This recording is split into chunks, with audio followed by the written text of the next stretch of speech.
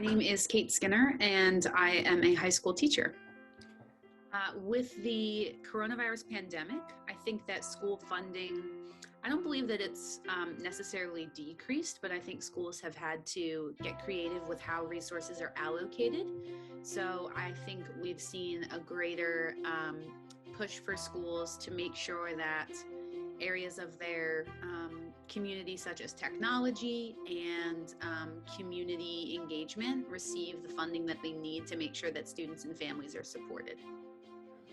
My name is Dr. Sakia Gates. I'm the Assistant Professor of Education in the school that never taught in a suburban area where I was probably able to see more of an expansion of school funding, but I was primarily just in Philadelphia where the poverty rate is pretty, I don't want to say high, maybe like at 25%. So if you start from the larger districts and then work your way down. So the school districts get like a certain amount of funding, but in the certain schools, then they get certain funding from those school districts. So it will impact the lack of resources. In our classrooms, I think, or teachers specifically, I think we need funding to diversify the resources that we're using. I think if teachers had a greater access to, say a department fund or something like that, we may be able to reach out a little bit more and see some resources that we might pass over because we're paying for it out of our own pocket. And that's not because teachers don't want to provide their students with that, but in this climate, in this economical environment, if teachers had access to some kind of auxiliary funds, then we may be able to get a little bit more creative in the classroom and allow our students to engage in content in different ways. Each state has a certain type of funding formula that they actually use. Now what that looks like varies across different states and varies across different cities as to how that's allocated. But in order to get that more so distributed, they use things like revenue, such as income tax, sales tax, things of that nature within that particular city, which is why we have certain increases in taxes in the city, which a lot of people are not very happy about. But it gets very political too, as to who gets what. But that's where this whole form of equity starts to come into. Yeah, I would say, I'm fortunate in high school that, I'm not providing as much of the day-to-day classroom supplies that, say, an elementary or middle school teacher would be. But I do, have a stock of things that I offer my students.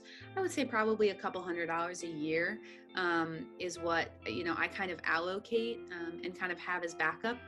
I have some subscriptions to online tools and open educational resources that I will often use as supplemental reading resources, but my district does an incredible job of providing a lot for teachers and students. So I wouldn't say that I am in any way, shape, or form lacking, but there are certain things that I choose to kind of have in my toolkit, so to say, that I do pay out of pocket. And I think personally that's appropriate because I do have what I need here. But certainly there are things here and there where, you might not want to hit the school stock of pencils again. So some of those little things I supplement. I do. Yeah. According to educationdata.org, states contribute a total of $274.7 billion to K-12 public education, or $6,789 per student.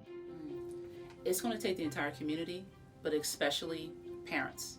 It really takes the parents to be advocates, and the only way that parents can be advocates is if educators help them to become advocates. So it takes the parents, it takes the educators, it takes other politicians who, in my opinion, should have a more liberal mindset instead of a more conservative mindset, because that's what it's going to take for the betterment of education.